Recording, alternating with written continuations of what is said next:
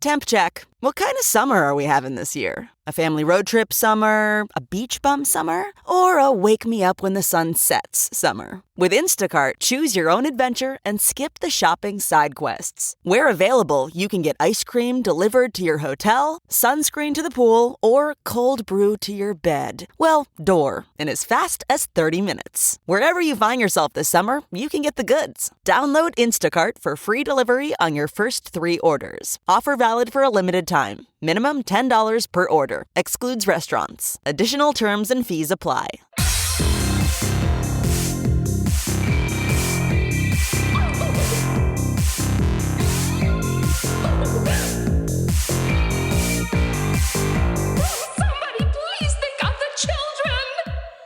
And welcome back to Scarred for Life, the podcast where we open up old wounds by looking back at the films that scared us as kids. I'm Terry.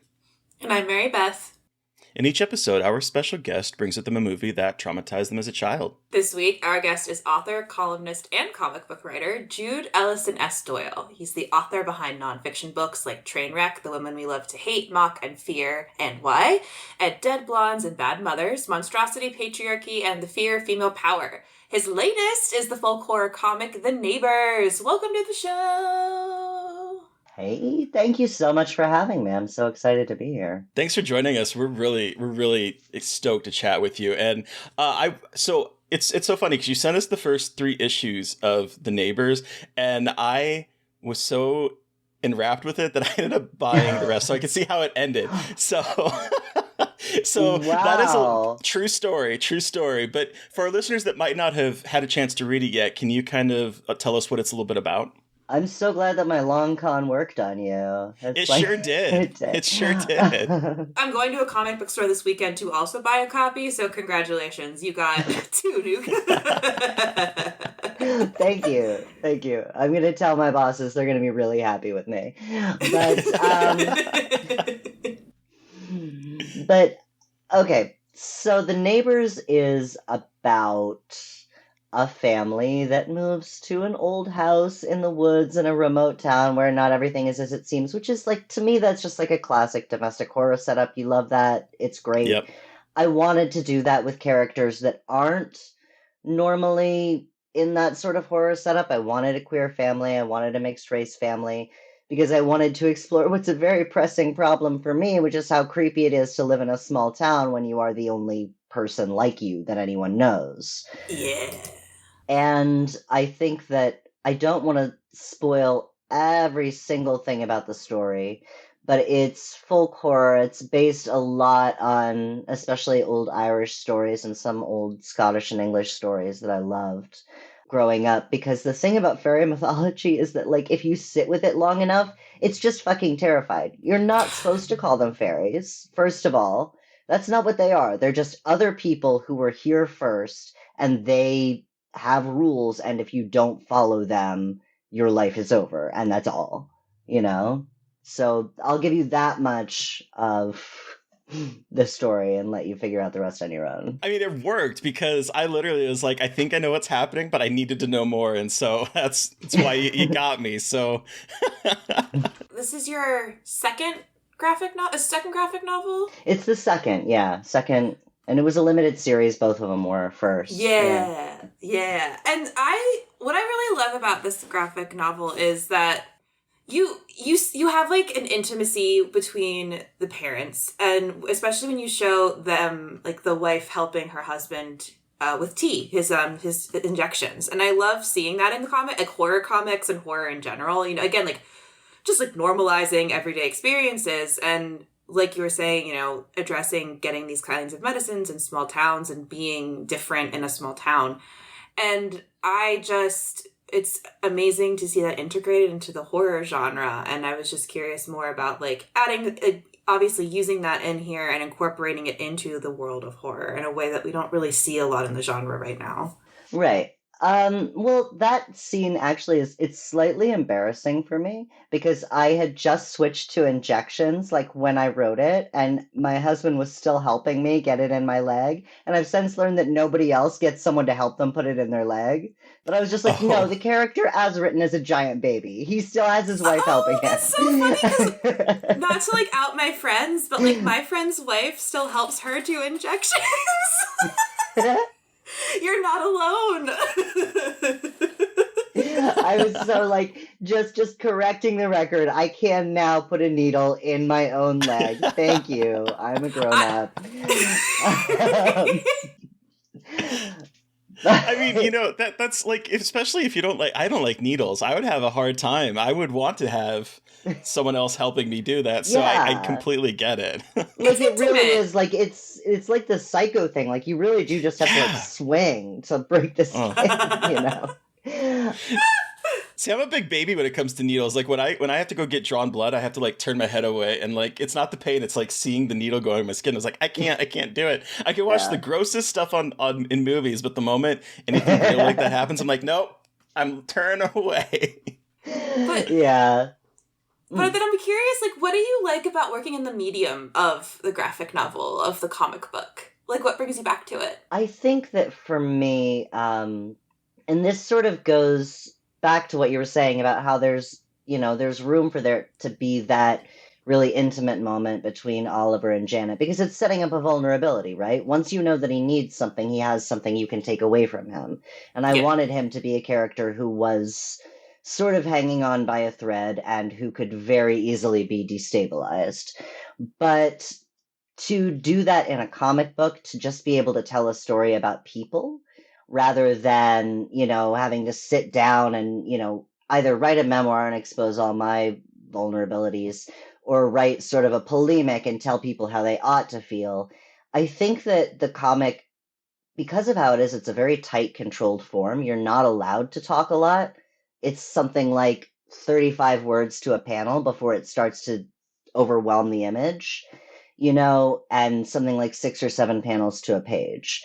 So you really do have to just step away from your argumentative instinct or your instinct to argue at people and convert them and tell them what to think, which I have that instinct in spades, and just tell the story. Like, get into the emotion and trust the other person is going to come into the emotion of the moment with you. Well, and like you're saying about like not writing a lot because you come from nonfiction where your whole point like was like having a well articulated, well defended, like well written argument that you're supporting for hundreds of pages. So it's got to be such an interesting kind of mental exercise to shift into such a different form for in so many different ways. That's cool. Yeah, and like a really heavily visual form, a really collaborative form. I think that most of the horror I've loved in my life has had that like intense sense of beauty to it. Like if you look at Picnic at Hanging Rock or, David Mm. Lynch, it's visceral and it's scary. The Shining, I think, is like one of Kubrick's prettiest movies, strangely. Yeah, it is. Like, You're right. it's that there's something about horror that just gives you license to just go all in and create this like immersive dream world. And I think comics lends itself really well to that because I know that for me, like, I can remember lines of dialogue from comics, like no slight to writers because I am one. But the experiences I've had reading comics that have really gotten to me are just like I just want to sit with a panel for an hour or two and just live inside it, or there's like, there's panels of Yeah. Uzumaki by Junji Ito that I just never want to see again. Fair. They're upsetting, Very fair.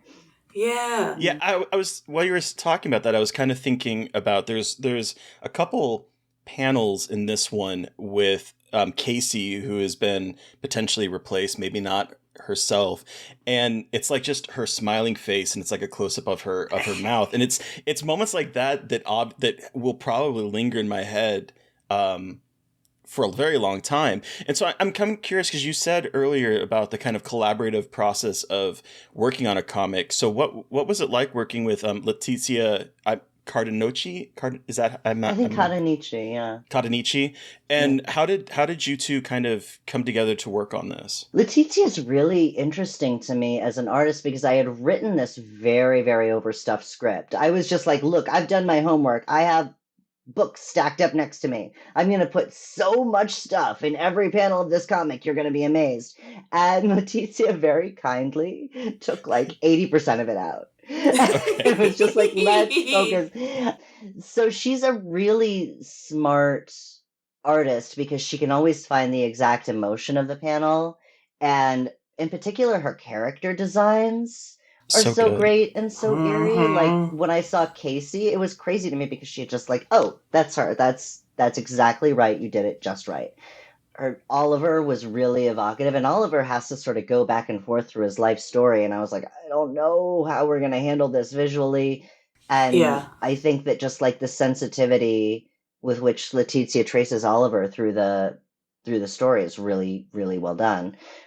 It's I think that she's somebody again like Al Kaplan on Ma that I think Boom had just been wanting to see more of for a while, had been wanting to work with for a while, and I was lucky enough to run across her when she was free. You know, That's so cool. So I'm curious, how did you get into the genre of horror? Have you been a horror genre fan? Like, what's your history with the genre, or just genre in general? oh God, yeah. I mean, I think I had the teenage fandom that everybody does, where like that was just like my weekends with friends was just like to get as many crappy VHS tapes as possible and stay up all night watching them and That was Fuck me.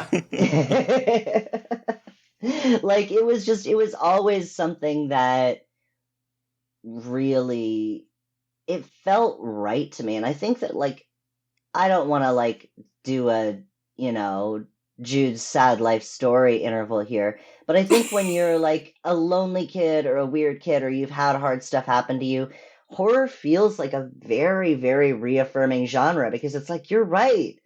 Yeah, the world is a violent place and sad stuff happens and it's not fair. Like horror is a place where grief and anger and you know the experience of being the outsider, those are all just like very much welcomed in and validated in ways that you don't necessarily find that every story has room for those experiences, I don't think. Yeah, it comes up a couple times on the podcast before, but I kind of grew up in Alaska as a closeted queer kid, and I was part of a military family. A lot of people on my block were military families. I ended up staying there for 8 years. Most military people were there and gone, and so for me, as like a very introverted and kid that knew he was different and knew he was a little weird, was like, why I'm having a hard time making friends. And so for me, genre was like a comfort thing. And so I get exactly what you're talking about. Yeah. I mean, I think that it's just like when you are living in a relatively vulnerable body, and I think this is the neighbors too. I think the Yeah. neighbors is sort of talking about that. Like there are certain modes of existence where when you walk down the street, you might really feel like violence is a real possibility. Mm-hmm. You might get into that hyper vigilant mode where like you're never quite sure what somebody is thinking when they look at you and whether they're looking in your direction or looking at you or looking at you. Yeah. Like that paranoid, twitchy mindset, even though I don't really live there all the time now anymore, it's part of most marginalized people's day-to-day lives that you always have to be like hyper alert to whatever threat is going on in your environment. And I think that that's kind of just what the neighbors is that Oliver has had enough bad stuff happen to him in his lifetime that he's willing to entertain the idea of murder elves, and everybody else is like, I don't think that murder elves are a realistic Right. possibility, but you never And he's know. like, you don't know what I've seen in this world. They are a possibility. Yes. Oh my god. Do you remember how you got introduced to the genre, or the first horror movie that you remember sort of like that you kind of remember as a kid? There are two memories I have that are really potent and powerful for me. One of them is that I was at this like basement party with all these ratty dudes smoking pot and watching The Shining. And when the old lady comes out of the bathtub, the dude next to me, who's twice my size, like shrieked and tried to escape over the back of the couch. And Nice. I was very happy. I was like, I am not as much of a wimp as you are. This is validating for me. This is a moment for me. The Hell yeah. other memory I have is that my dad rented Event Horizon because he liked science fiction and it had a spaceship on it. And like by the time we figured out what it actually was, we were just too far in. I think I was like 9 or 10. I don't think it was. Oh no, You know, not Event Horizon at 9. I was a small child, and these people were like holding their eyeballs out on Yes. DVD for Lawrence Fishburne. It was great. I loved it. Event Horizon to this day is one of my favorite movies. I'm just like, this is upsetting. Let's go. Hell yeah. Love that you're like, I like this. This is a good thing for me. I'm glad I've discovered this as a child. Yeah. The movie's really fucked up to watch as a kid, I have to say. I can't It's imagine. fucked up to watch it now. I know. It's Fair. like The still airlock fucked scene up. is like a permanent fixture in my like emotional, like there are some things that I just like never ever get past. We were talking about needles. Do you remember the Christopher Pike novel where there was a nurse who killed somebody by putting an air bubble in their syringe? Yes, and that Yes, scared me forever. yes. That scared me fucking forever because I was like, is it that easy to kill somebody? And I was like, no fucking way. You can just put an air bubble in someone's goddamn, like, IV tube and you can die? Like, I hate that. Yes. And it's the perfect crime. There's no evidence. They'll never catch her. Oh, wait, another Christopher Pike, I think it was Christopher Pike book that I read. It was about scuba diving, and it was just, it like described very intensely like the bends, and I was terrified of scuba diving because I was like, I'm gonna get the bends and my brain's gonna boil in my skull from the pressure underwater, and I was like, I don't ever want to try that. So that is to say, YA novels from another era were really good at making you scared of a lot of really strange things, especially air bubbles in various parts of your body. Wow, that unlocks a lot of memories. Thank you, Jude. Like, there's no reason to ever go scuba diving. I think that Christopher Pike did us a service. I think he really did. Were you did you like reading scary stuff as a kid too? I did. I went through like the Christopher Pike and then quick into Stephen King. And then by the time I ran out of Stephen King and was into Dean Koontz, I kind of petered out. But like, yeah, I liked a lot of Clive Barker in high school, I think. But I liked the fantasy more than I liked the horror, which I could not get my hands on at that point in time. Oh, okay. Fantasy. I love love that. The Christopher Pike to King to Koontz and then petering off, because I was because like I was born in 81, and so mine was Goosebumps, and by the time I knew about Christopher Pike, I went from Goosebumps to Stephen King to Dean Koontz, and then it also petered out. Yeah. Because Dean Koontz is like very hit or miss for me. Yeah. No, R.L. Stine is from where I'm from. He's from Westerville, Ohio. So we had to write letters to him, in middle school. Did he ever show up? That's so cool. He didn't, that I'm aware of. Okay. I mean, maybe later, but not during my tenure, no. No. I'm campaigning to replace R.L. Stine as like the default horror author of Westerville, Ohio. Hell yeah. It's time for a new person, and I think it is you. So, were you like easily scared as a kid by watching anything, or were you just like super into it? I mean, I think that I was one of those kids where like I was scared of a lot of random shit in day-to-day life. I was scared of roller coasters. I was scared of the ocean. Valid. Reading something horrifying always felt so soothing to me. Or like watching something horrifying, because it just felt like, this is it. Now I know the worst thing that can happen. I remember... Yeah! Exactly.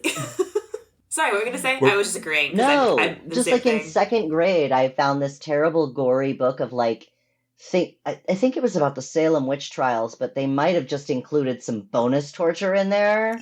Like there was somebody who got like strapped to a wheel and rolled downhill at one point, and there was Giles Corey getting squished under rocks. And it was just Oh my like I would God. go back and I would read it every day because I'm like, the book scared me, but the more I read it, the more I am in control of this. Now I know if I'm ever accused of witchcraft, what's going to happen. I love that. It's very important knowledge to have. I mean, it is. So it sounded like it was definitely a comfort for you. Is it still the same now when you watch movies or consume horror literature? Are you just okay with it, and is it comfort for you? I mean, my gore tolerance goes up and down. If I get the sense that I'm becoming like totally desensitized, I'll just step away for a while. Like Okay. because I don't want to be at a place where I'm just like sort of blithely consuming horrors and it doesn't get to me. I think that's that cheapens it a little bit. But I still like to this day I get on a treadmill and watch horror movies, and for some reason that makes even really intense ones more manageable for me because I'm moving. Okay. So it's like I'm already running away, you know, Yeah. as I watch it. Huh. I'm gonna start doing that now. Then when I go to that might make it easier for me to go on the treadmill. Honestly, if I'm watching horror movies, You have to be careful. Like there are some times where there's a jump scare and you like almost die, where like your hand goes off. I just am imagining other people at the gym and you just like almost fall off because of a jump scare. That'd be, Yeah, really hilarious fine. to see. Yeah. Have you seen anything recently that kind of terrified you or that like really stuck in your mind? What have I seen recently that really terrified me? For some reason, I watched Deep Red yesterday, but I think that people know about Deep Red. I watched this Amazon movie called In the Vast of Night. That's like, have you seen Pontypool?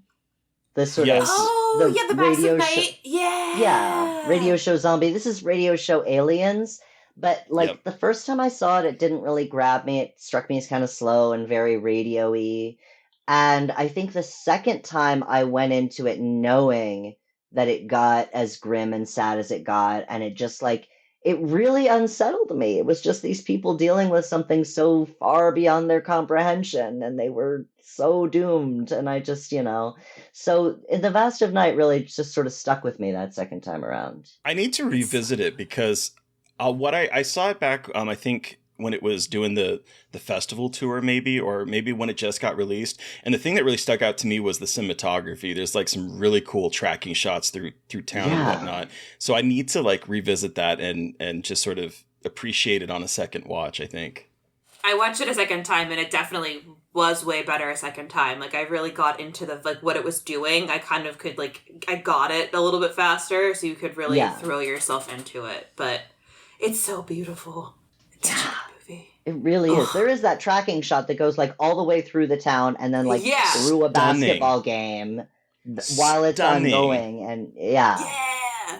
Oh, God. And then I don't think he's made anything since. And I'm like, where are you? You obviously are a decent director. But anyway. And then before we talk about what you brought today, what are some of your favorite horror movies now as an adult that you like to recommend, that you go back to? Oh, my favorite horror movies now. I love Audition. I think that's just great. And, just show that to somebody who doesn't know what's happening because it's just the best feeling ever. Kitty. I love Audition. I love Pan's Labyrinth. It's too sad for me to watch that often, but it's one of the most beautiful movies ever made. And I think I just have a real strong affinity for like terrible 90s horror or like early 2000s horror. I'd recently watched like the first two Final Destinations and I was like, yeah, this is the good stuff. Yeah.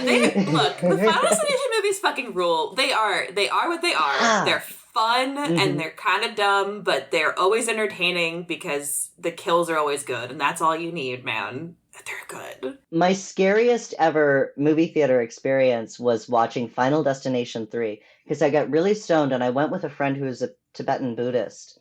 And as we came out of the theater, she was just like, well, It's like that sometimes. Some people have a hard karma. You can have a really hard death. If your karma's bad, you're fucked. And it was midnight and I had to walk home alone for like 10 blocks. And I was just like, I was so unhappy. That is I was thinking about my amazing. karma the whole way Wow. home. And you're like, well, I guess what terrible thing is going to happen to me walking home from the movie theater now? Is my karma good or is it bad? Yeah. Wow. Incredible note to end on with that, like that for that movie. Like, at least she's make it just do be like that sometimes is really what she said. Than just wow. It's like that for some people. Like, Are you sure? What do you mean? It was the What one does with that the mean? subway crash too, where like people were like getting cut Yes. in half by subway cars. Yes. Oh, Too real. jeez. It's like, All right, Jude. We've talked about your horror history and the neighbors, but what movie? Question mark? Did you bring with you today for us to discuss? I did not bring you a movie because the assignment here is early fears, and I am bringing you my deep, deep early fear, which is Unsolved Mysteries, specifically Unsolved Mysteries, Season 2, Episode 2, Jesus Statue. Or I believe this segment is technically called Miracle Cross.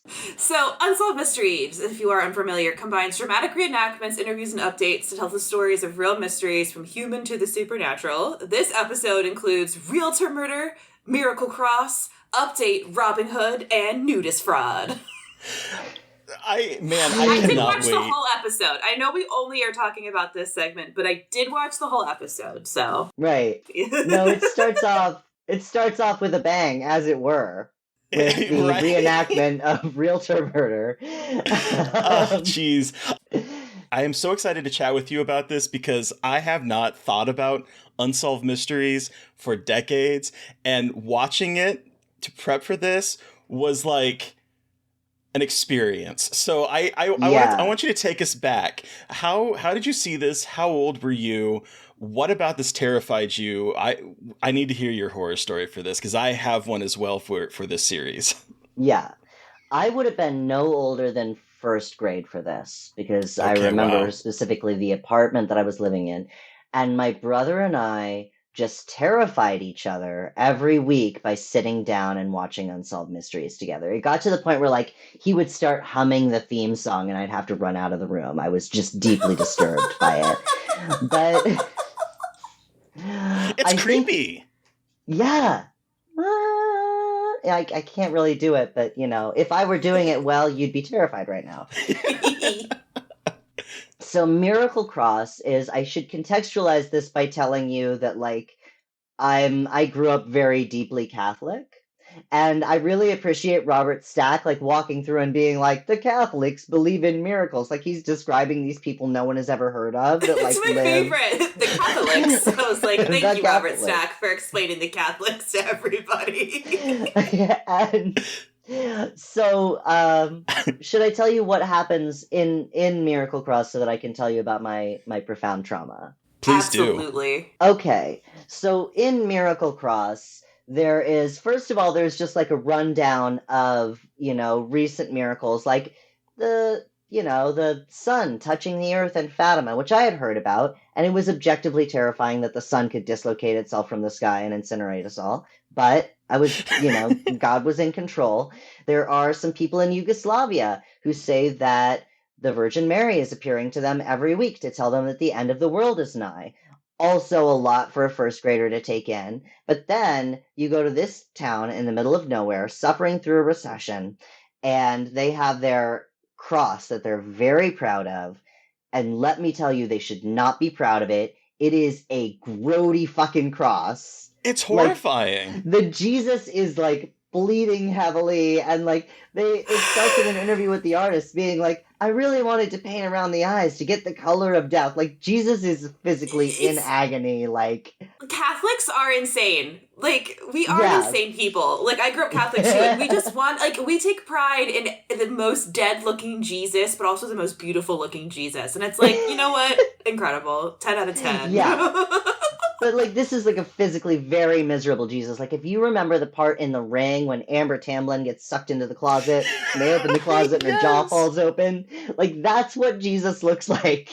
I loved this interview with the artist, by the way, where he says he did the eyes last of all, painted them blue-gray in the retina, then accents to show the color of death. The color of death. Okay, so cut to Jesus is up there during service, an altar boy, who, by the way, is an altar man with a full-on mustache. I was gonna say The reenactments in this.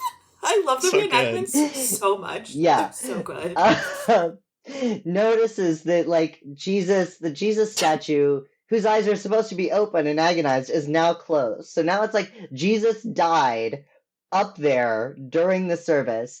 Everybody, like, the whole town comes in. They examine him. The guy who examined it is like, no, Jesus's eyes were half open and he was weeping and I could see the flesh, you know. And, like, somebody else is like, it looked as if his eyes had been burnt with some sort of force field of energy. Yeah, he was like, it was the energy. And I was like, what do you fucking mean by energy?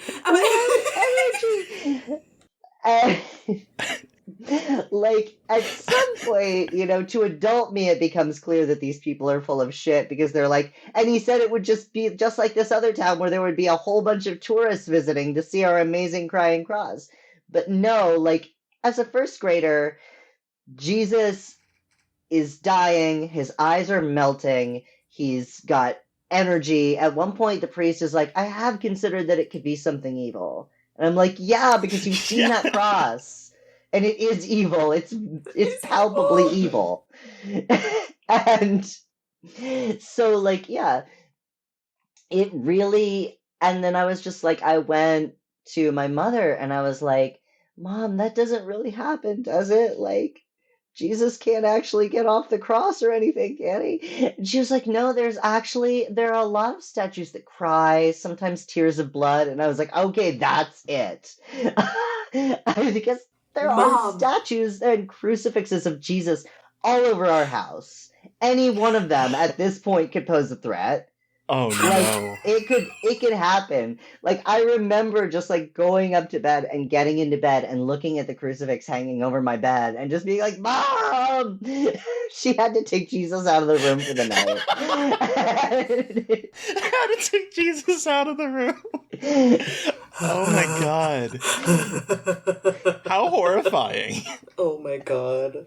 But like, how could you not be fucking terrified of any crucifix after seeing that like 22 feet in the air, like floating on a chain from the ceiling, this like Jesus towering over everybody, and they're like examining the eyes. How could you not be terrified of every crucifix? I'd be watching the eyes, like, are they moving? Are you blinking? Are you blinking? Are you wet? I'd be like seriously like scrubbing to make sure there's no tears coming out of it. Terry, are you and wet? it's like, Come on. and all of these people are so happy about it. Like, that just adds, like, there's like a Wicker Man level of uncanniness where they're looking at this horrifying, tortured statue that's going through its death agonies, supposedly, like, during the service. And they're like, we think Jesus closed his eyes so everybody would open theirs. Like, they're the so nephew proud. that says that is so funny. That just like, yeah, because it was like I think it was the nephew of the state trooper, and he's like, I had to go up there and look because I can see things that other people don't because I'm trained to be looking. And he's like, and then my nephew, when he says that his nephew said that his eyes are closed so everyone else's would be open, I started cackling madly at that point. I was like, that is too perfect. Well, and then like it ends with them being like, and it was a miracle because the town came out of a recession, and I was like, well, you know, good for them. good for I guess. For them. Like, I mean, you know, we all have our little miracles. Some of us, I don't know, like, you could be the town from Prancer. You could claim that you found one of Santa's reindeer. Like, there's a lot that you could do that's not, there's, like, it's really just, and I mean, I think that this is the Unsolved Mysteries ethos, is that, like, when you go into it, what makes it scary is how flatly all of this is presented. Like, the context of the show was just like, I mean, if you look at the actual segments on this show in its entirety. It's like realtor murder. Somebody shot a realtor. And that's really like literally it. Somebody shot a realtor. Yeah, I was I was really surprised at how quick that segment was. It's just like, well, this happened. Now let's talk about this crucifix. Exactly. Realtor murder. Right after realtor murder, crucifix. And then there's just a guy who stole some Medicaid money. Like, it's all presented with the same, like, this is a fucked up thing that happened. Like, but it's presented with the voice of authority. So, that would always be the most disturbing thing about the show, is that it would just be like, murder, murder, embezzlement, aliens, murder, murder, embezzlement, ghost, murder, nudist colony, nudist colony. Yeah, the nudist colony story is actually horrible. It's actually is. Okay, I was laughing while listening to it, and then it got to the end where he's like, "Oh yeah, he was a child molester." I was like, "Oh, this isn't funny anymore. Like, this is not funny. Like, this isn't the silly thing you thought it was. This guy's like actually a terrible person." I do love though they're like, minutes after the broadcast, people definitely recognized who this guy was, and we arrested him. And I was like, good for you, Unsolved Mysteries. Good for Unsolved Mysteries. But it's really uncomfortable because, like, they stage his arrest at the nudist colony, so they're doing, like, full-on Austin Powers level gigs where, like, the police officer's hat has to be at a certain point in the screen. I thought that was really funny where he was like sitting down, he stands up and there's like a shoulder placed just at his junk level so that we can't see any genitalia. So good. I didn't even think about the Austin Powers comparison. That's so fucking I didn't funny. either, but that's hilarious until you said that. I have to know, was this something that you and your brother would watch a lot, the show? Oh yeah, like every week. Yes. Every week. This is the one where like I was just most immediately surrounded by danger right after watching it. Like, the murders were right off my back, but, like, I had too much Jesus in the house to let this one slide. How long did your fear of Jesus last? I mean, to this day, really. But, well, that's true. I was like, wait, hold on. You're Catholic. The Catholic guilt runs deep. I should word this more. Or grow up Catholic, rather. I don't know if you're still practicing. But yeah, I mean, I eventually, like... It had to be sort of explained to me that Jesus was doing this as like a nice thing and that it was a miracle and that I should hope for it to happen.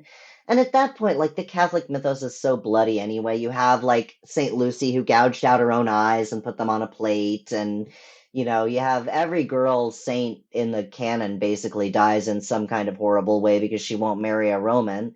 You know, like, you're sort of just like, Jesus likes scaring people. That's just what he does. Jesus is into weird shit. Like, goddamn, Catholicism is so weird. Anyway, just reflecting on Catholicism and growing up Catholic. Deeply. Terry, what's your Unsolved Mysteries experience? You've teased this a little bit, so now I'm curious what your Unsolved Mysteries experience was. So the moment that you said Unsolved Mysteries, the thing that popped in my head was also from the same season. I think it was just a couple episodes later. Where was it? All right, I have it pulled up. And it was an episode that had a segment involving two people named Gary and Terry Magno, and they were psychic surgeons. And there was like this segment where they were basically fleecing people in old people who were sick and were going to him. And it started out where like it would show a reenactment of Gary, just like it was, they basically bring these people in and they were, aside from like underwear, they were completely naked, and he would like rub on their belly, and then the image looked like his hands were going inside, and then he was pulling out tissue, like evil tissue, and putting in a bowl that his wife was holding. And so it was like just this image of him, and the reenactment is like, it felt like the fingers were going into the skin and there was like blood seeping out. And then he was pulling out this like tumor or something and just throwing it in like this bucket. And then the person would roll over and he would do the same thing again on like the leg or whatever. And I remember this has vividly been stuck in my head to the point that last night I reached out on Twitter. I was like, I don't know what episode this is because there's 600 episodes of this show. And I was like, I know it was probably in the late 80s, early 90s. And I was like, I don't know what episode this is. Can anyone help me? Because I wanted to watch it. And someone did and said it was this episode. And I had to go online and find it and watch it to remind myself. And basically it turns out that this is like a a big scam that happens all the time, or like not all the time, but like it was this big scam thing where they would have little baggies filled with like chicken parts and chicken blood that Oh they my would hide God. Yeah. on the table that they were sitting on, and they would just basically plop that down like sleight of hand, and then would be pulling out from the little baggie this gore and putting it into the bowl. But in my mind, I'm thinking, oh my God, someone can like, this person's fake, but can someone reach into your body and pull that shit out? Like, that is what was in my head. And it was, it looks like it was probably episode 6 of the same season, or episode 4 of the same season. And so it would have been 89. So I would have been 8 years old when I saw it. And that is stuck in my head. I have not thought about Unsolved Mysteries for decades, but that image of him reaching into someone and pulling out the little goop has been lodged in my brain ever since. And so that for me is my Unsolved Mysteries scarred for life moment. Oh God. And it's the total flat affect. It's that everybody has like the first grade teacher hair, and they're all wearing like big ugly sweatshirts, and they have like the social studies teacher beard, and it just like, and then just somebody's reaching in and fucking pulling out organs. It's such a, like, I think the weird photorealism, like the cheapness of it, makes Yeah. it so haunting. They use like some of the real people from the story and the reenactments, and that to me is Yeah. like, why is this like? That just like makes it so weird to me, like in an interesting way of like, whoa, that's the actual brother, and like that's got to be a weird situation for them to be completely reenacting like this actual moment from their lives. Like, it's just very interesting how they tackle it. Yeah, like the altar man is like, I'm pretty sure he's himself in both the interview and the reenactment, because you can't replace Jim. Jim's an essential part of this story. That mustache, that like That curly mustache. little mullet situation. But then, like, during realtor murder, in which, to recap, a realtor gets murdered and his coworkers run out of the office, like, are those his actual coworkers? They are, yeah. What? Yeah, Yes. Yeah. They fucking were. Here, why don't you live through this probably very traumatizing moment of your life again, where your coworker got shot in front of you and you thought that you were gonna die? Why don't you reenact it for the camera to put on fucking Exactly. like television? Right. And it's like a strange disjoint. It's like a dreamlike thing where like you hear him in voiceover, like one of the guys being like, yeah, I was pretty sure I was gonna die, and I just ran out of the building because I didn't know what was going to happen next. And then you like see him awkwardly walking down the hallway next to this like, community theater criminal holding a gun at him. Like you can see his face being like, am I conveying fear? Like, is this how I would have looked? Like, it's so funny because I remember obviously the reenactments, because I remember the moment of him, reaching in on the psychic surgery part. And so I knew that there were reenactments, but when it opened up and it said, whenever possible, we use the same people that, lived through the event, I as an adult, I'm like going, that's actually kind of horrifying. And I did think that realtor murder segment was actually more effective as a reenactment than a lot of reenactments that they do today. Because I don't know, there was just yes, eventually the definitely community theater-esque killer definitely kind of made me giggle. But in the beginning, when he just walks in there and shoots the man, I was like, Jesus, this is this is wild. It's abrupt. There's not a lot of setup for that. No. And I think that is another thing that makes Unsolved Mysteries so palpable, is that there's no ending to that. It's just like, we're left with with questions. Where the wife's like, I wish I knew what happened and why this all happened. And then it's like, okay, we're moving on to the crucifix. And so it's like this, it doesn't give you any sense of closure. And even the crucifix one, while there are, I really appreciated that they had the Catholic scholar come on and talk about how people could potentially, see this. And then they had the diocese come in and talk about how this wasn't a miracle and all that kind of stuff. But like, it still leaves you without any kind of sense of what really happened. Yeah. I know it's very hard for shows like this to be objective, because it is like it's sensational, but it feels more objective than a lot of shows like this ever have. Like, again, I think because it is that flat affectation, it's like they're presenting the facts and they're kind of letting you do a lot of the work in terms of hyping it up to be scarier or funnier. And because I actually didn't really watch, this is actually the first time I've watched Unsolved Mysteries, like actually. So I did not have the experience watching it growing up, but I appreciate the way that obviously they're playing it up as a show, but at the same time, they're not trying to make it too sensational. And that balance is really cool to see, especially like in the 80s and how they're in the early 90s and how they were handling that, especially like on really popular television. Because this was incredibly popular, right? Yeah. Yeah, it was huge. It was hugely influential for Americana culture. I think that you can kind of see that in this episode where there's the updates where they will come back to episodes that they've done in the past with, people have caught the person. They will give you sort of like some kind of closure for some of the episodes. And I think actually there was a little bit of a closure with the psychic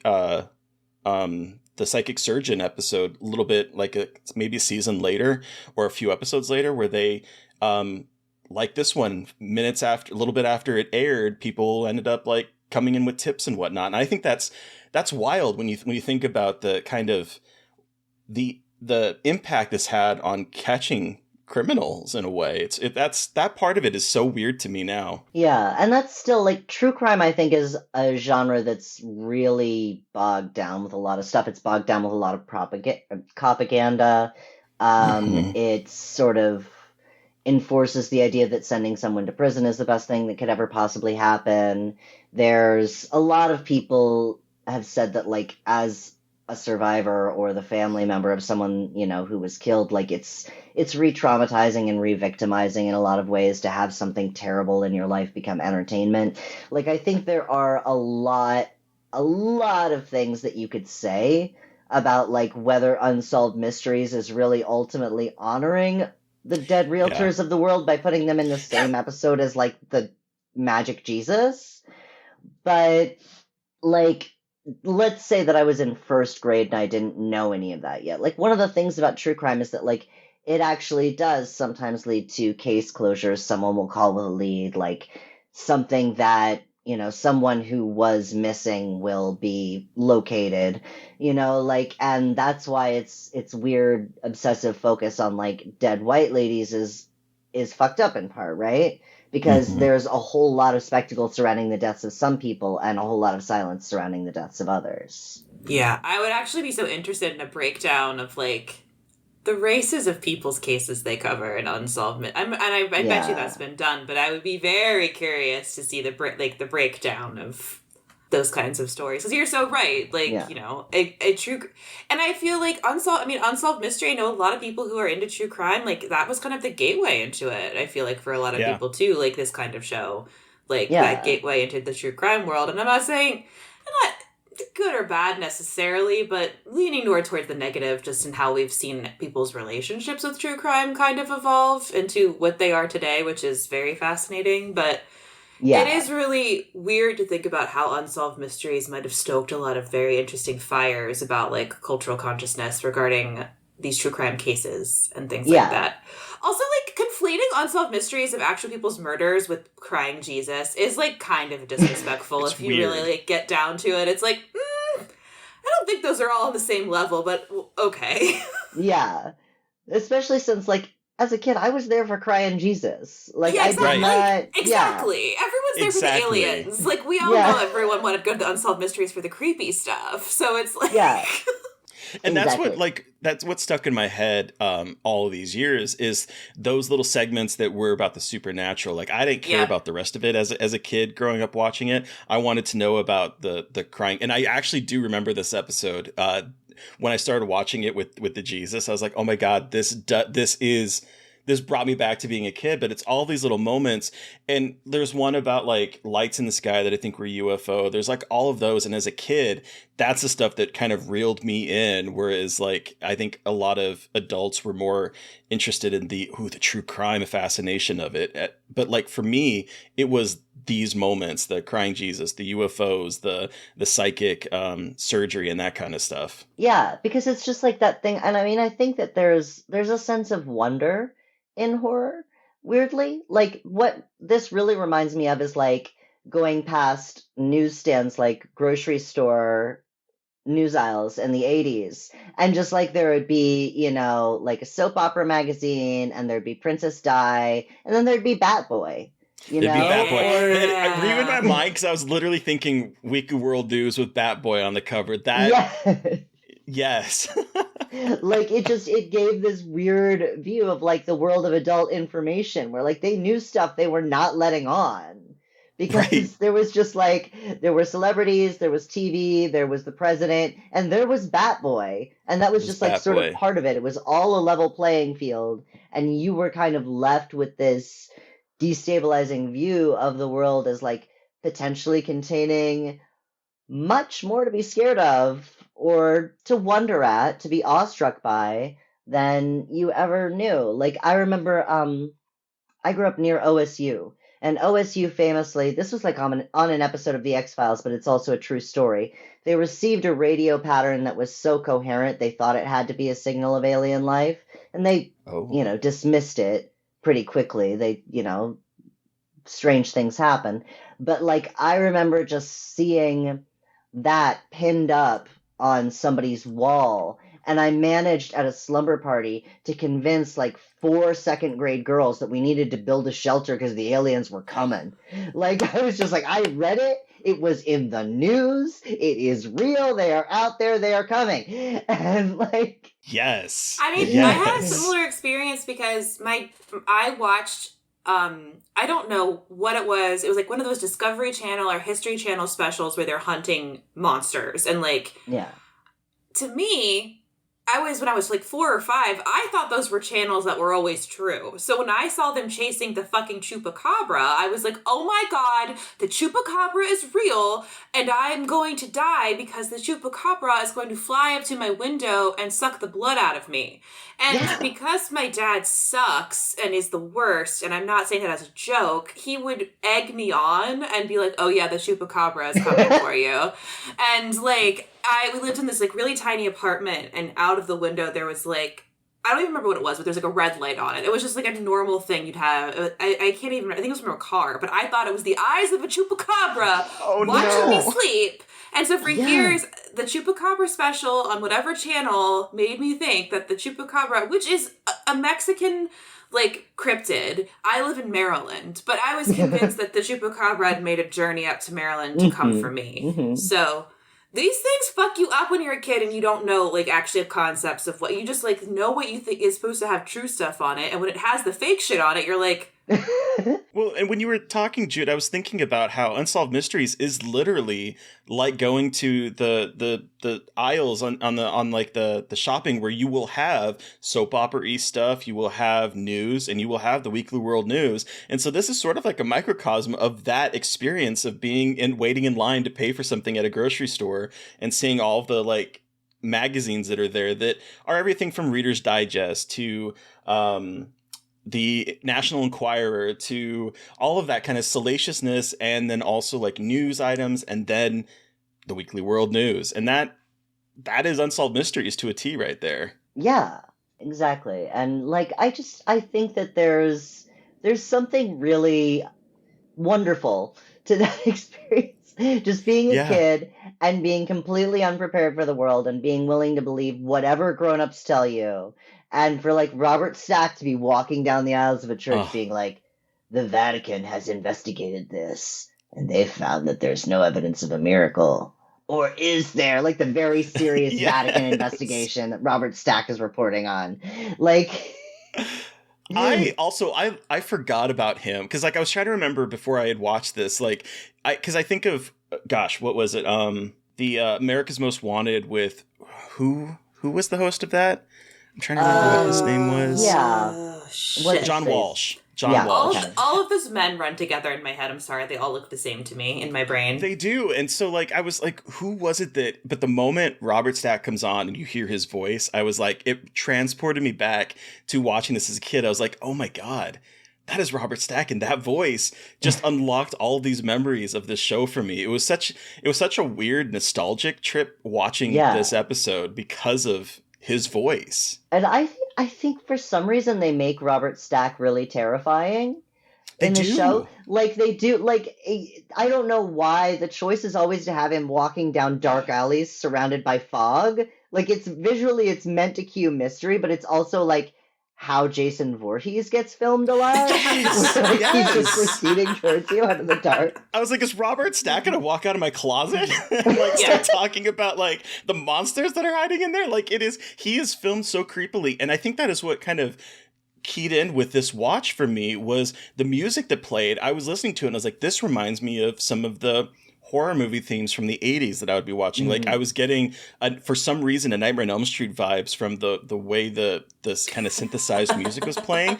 And so it was like that combined with Robert Stack walking out of fog, combined with the very weird disjointedness. It feels kind of like you're watching like a nightmarish episode of like, we're going to go from a realtor being shot to crying Jesus to a nudist colony. It has this very weird nightmare logic feel in between the episodes. And so that combined with Robert Stack, combined with Nightmare on Elm Street music, and I was like, man, no wonder why this thing is like stuck in my head all of these years. Yeah. It's just like, it's very uncanny. Like, I mean, I know there's a lot of like corny sort of Reddit horror that's like, remember that show you watched as a kid? Well, actually, it was a fake TV show. Like that, but that's kind of what this feels like. You can never quite tell whether you saw an episode of Unsolved Mysteries about something, or maybe you just had a weird dream about it. Right. But that's literally why I went on Twitter last night and was like, is this a thing? Am I misremembering something? Because it sounds so bonkers. The idea of like someone, this image of him reaching into a person's body and pulling out gunk, that I was like, this could have been a nightmare or some kind of like weird thing that I had disjointed from watching movies as a kid. Because that's the feel that this show gives you. It's that kind of, it's definitely that weirdness. Yeah. Like, and I mean, I think that just the ability to leave that sort of residue in your unconscious, where like when I saw that horrifying Amber Tamblyn Jesus for the first time in 30 years, I was so like, I was relieved that he didn't just live in me, because it's like I had so many just like vivid nightmares and like mental images of like blood and gore dripping off every crucifix in my house for a long time.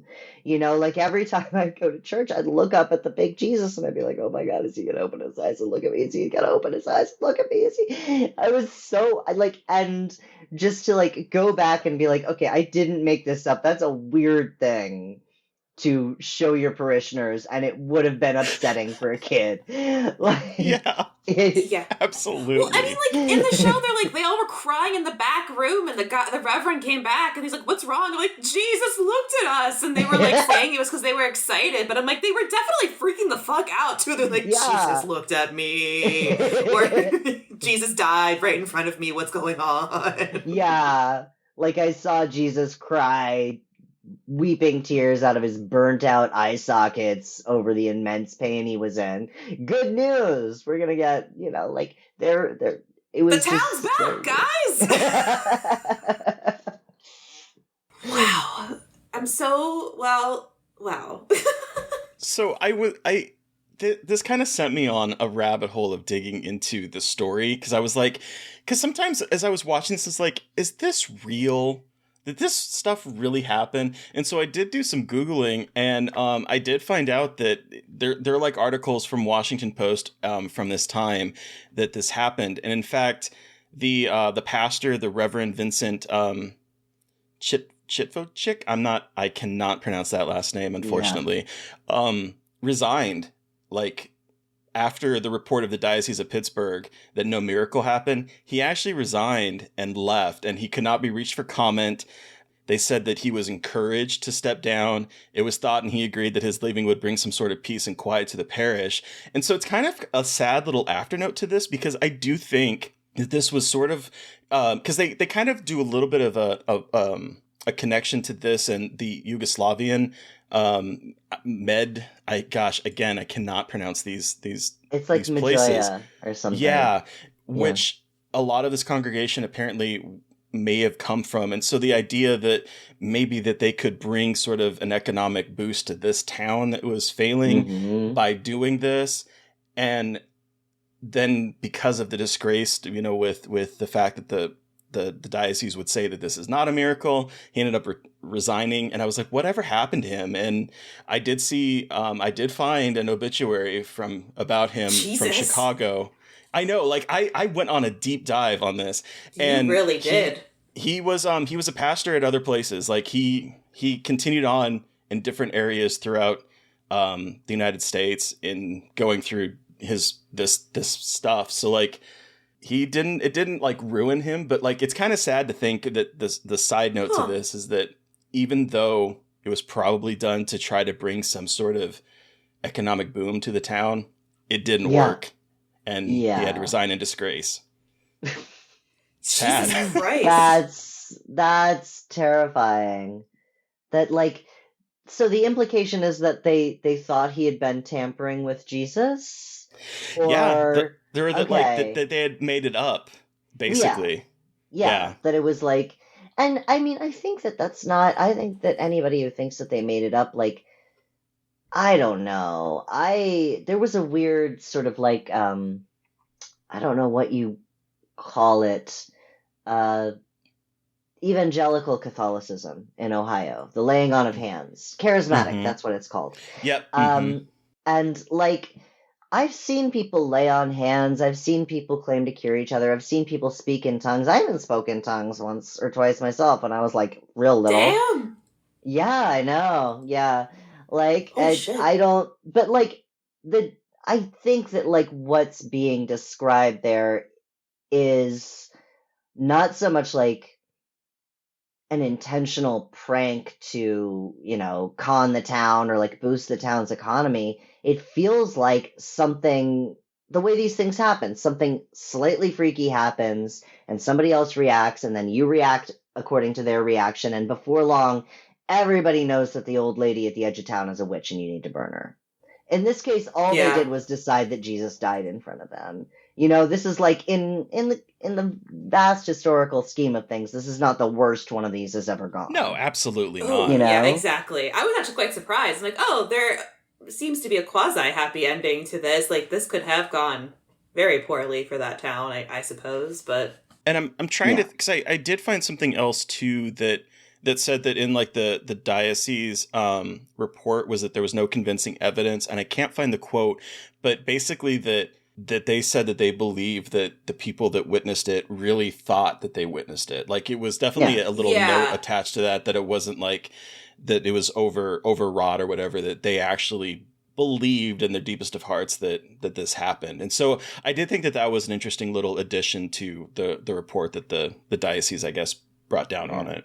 That's grim, religious though. Belief, it is. though. I mean, religious belief is like, it's so fucking powerful. I mean, like, it's easy for people who like aren't in it to dismiss, but like, I mean, I've seen it. I feel like we've all seen like how we all know how like religious fervor, what it can do. It is wild, like the power of persuasion, especially when it comes to religion.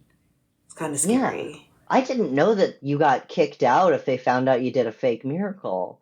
That's terrifying. That dissuades reports of miracles. There's probably miracles happening all over, and everybody's like, it's an edge case. It's an edge case. We don't want to get the Vatican involved. I was laughing at the idea of this Vatican investigation, and now I know not to contact the Vatican. They will come down on you. They don't care about exorcisms and saving people. But like, I mean, just not to be, insensitive, but of all the bad things that has ever happened in a Catholic church, this is the one that a priest has to resign over. I was going to say, like, seriously, that is the one? Yes. I was thinking the same thing. Like, yeah. Okay. Right. Great. Awesome. And so what they've got all their resources devoted to, like, fake statue crying investigations. They don't have time to deal with the rest of it. That distracts from the real problems of the Catholic Church. Duh. Do we want to wrap up and give this a rating out of 5? Sounds good to me. All right, Terry, you are the first. How many crying crucifixes out of 5 do you give on this particular episode of Unsolved Mysteries? Jesus. it's really weird to rate this because for me there's a lot of nostalgia with this, and so watching this in terms of like a nostalgic rating, this is like a 5 for me, just because it brought me back to the feeling of being a kid and being terrified and also confused watching these on a weekly basis, and the idea that we are going from real life murders to something very supernatural to a nudist colony, or in the episode that I saw, the psychic surgery, surrounded by updates on murders and updates on all that kind of stuff. It's weird to me, but it also was part of my childhood. And so on the nostalgic side, I'm giving this a 5, but like watching it back, this isn't something that I will probably go revisit a whole lot. I'm going to probably say like on a non-nostalgic, it would be like a 2.5 for me, or maybe a 3 at the most, but nostalgic, it's a 5. What about you, Mary Beth? I'm curious because you have no nostalgia ties to this. That's so funny because I want to go watch all of them now. Like, I'm so curious. Yeah, I'm so into There's 600 it. of them. I just like, I don't know. There's just something about it that I was like super into, and I was like, I know what it is, but it's kind of, it's like, it feels like a pure form of what true crime has become, and I'm like, there's something like simple about Unsolved Mysteries in a way that I like kind of was really into. I'm gonna give it a 3.5. Like, yeah, cool. There's lots of problems, but I'm so glad I watched it, and now I want to watch more Unsolved Mysteries, so, you know. I do want to say, side note, the one to watch is, because this is another one that stuck in my head, is the Circleville Writer, which is an episode from, I think season 7, but literally it is about Circleville, Ohio, where residents started receiving strange letters detailing personal information about their lives. And it goes into some very weird territory, including like a booby-trapped billboard that had a gun pointed where if someone tried to take it down, it would shoot them. Like, wild. Okay, yeah, okay, cool. That's powerful. Can't I love wait. that. Can't wait. I love that. Jude, you have the final word. How many crying crucifixes out of 5 are you giving this episode of Unsolved Mysteries? All right. I gotta say, lives were ruined. Realtors murdered. Altar boys became altar men. Like, this has everything you want out of an Unsolved Mysteries, including, you know, like an Austin Powers gag at the end. So I'm gonna give it, on an Unsolved Mysteries scale grading on a curve, I'm gonna give it 5 out of 5. I'm gonna give it 4 out of 5 in the history of, you know, hell yeah, of entertainment. Okay. Yeah. That's Sweet. very fair. Well, thank you so much, Jude, for joining us, bringing me back to being an 8-year-old kid watching this stuff. Where can our listeners find you? And the floor is yours to plug away with whatever you can talk about. The easiest way to keep track of me now is to follow my newsletter, which is jude-doyle.ghost.io. And I am also still sort of on Twitter. I'm on Blue Sky a lot, on judedoyle.bsky.social, and I'm still on Twitter at @byjudedoyle. Cool. We'll have all that in the description of the podcast, everybody, as well as links to get Jude's work. You've heard from us, listeners, but we want to hear from you. What was your experience with Unsolved Mysteries? Did you have a favorite episode? Tell me which ones I should watch. Let us know by sending us an email at scarredforlifepodcast@gmail.com, or you can reach out to us directly on social media. I am at mbmcanders on Twitter, and I'm at mb.mcanders on Instagram. And I'm at Gaily Dreadful everywhere. And of course, do not forget to follow the podcast on social media at Scarred Podcast on Twitter and Blue Sky, and at Scarred for Life Podcast on Instagram. And please don't forget to review, rate, and subscribe. And if you want to help support us, we do have a Patreon. Thank you to Eric Power for our artwork. Thank you to Sean Keller for our music. Thank you everyone for listening. Please stay safe out there, but most importantly, stay creepy. And until next time.